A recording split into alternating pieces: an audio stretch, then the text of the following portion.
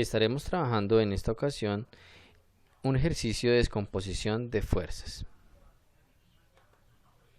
Nuestro ejemplo corresponde al siguiente. Un disco de hockey tiene una masa de 0.30 kilogramos. Se desliza sobre la superficie horizontal sin fricción de una pista de patinaje. Dos bastones de hockey golpean el disco simultáneamente y ejercen las fuerzas sobre el disco que se muestran en la figura. F1, 5 newtons y F2, 9 newtons. Nos piden determinar las componentes de dichas fuerzas. Como se observa en la figura, encontramos que el disco en ese momento entra en disputa por dos jugadores. El jugador 1 aplica una fuerza de 5 newtons en esta dirección 20 grados por debajo del eje X, mientras que el jugador 2 ejecuta una fuerza o le imprime una fuerza de 9 newtons en una dirección de 60 grados. Recordemos cómo es el análisis para determinar componentes.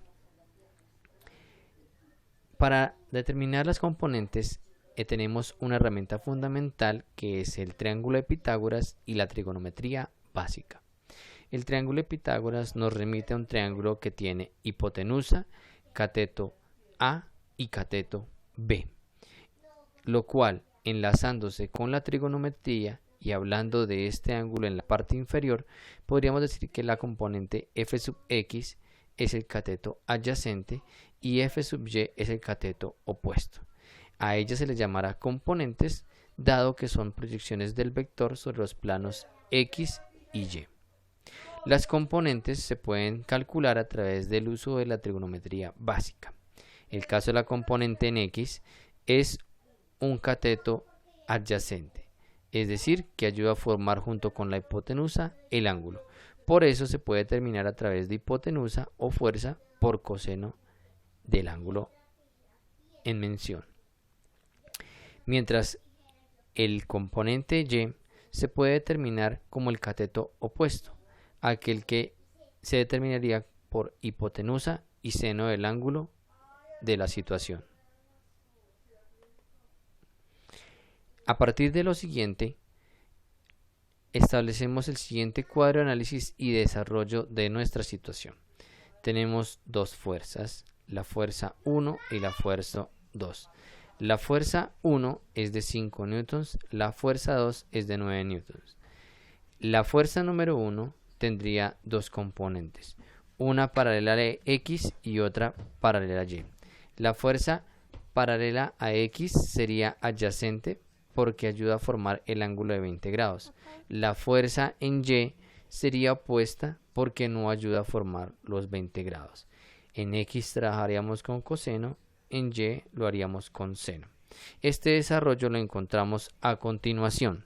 La fuerza en X serían los 5 newtons por el coseno de 20, entendiendo que coseno de 20 es 0.93, el valor de esa componente sería 4,65.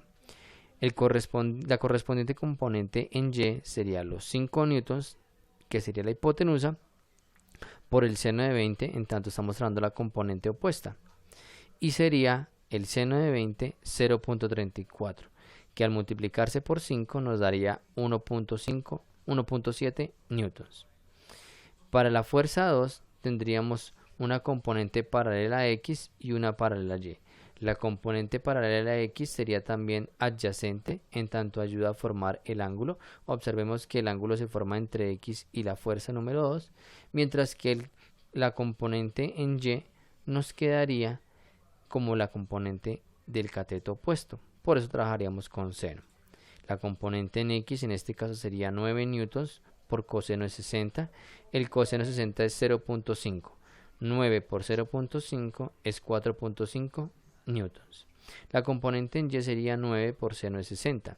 El seno de 60 sería 0.86 newtons. El producto de 9 por 0.86 sería 7.74. En cualquiera de las dos situaciones encontramos que las componentes son menores a las fuerzas, dado que el triángulo de Pitágoras la hipotenusa siempre es mayor a los dos catetos.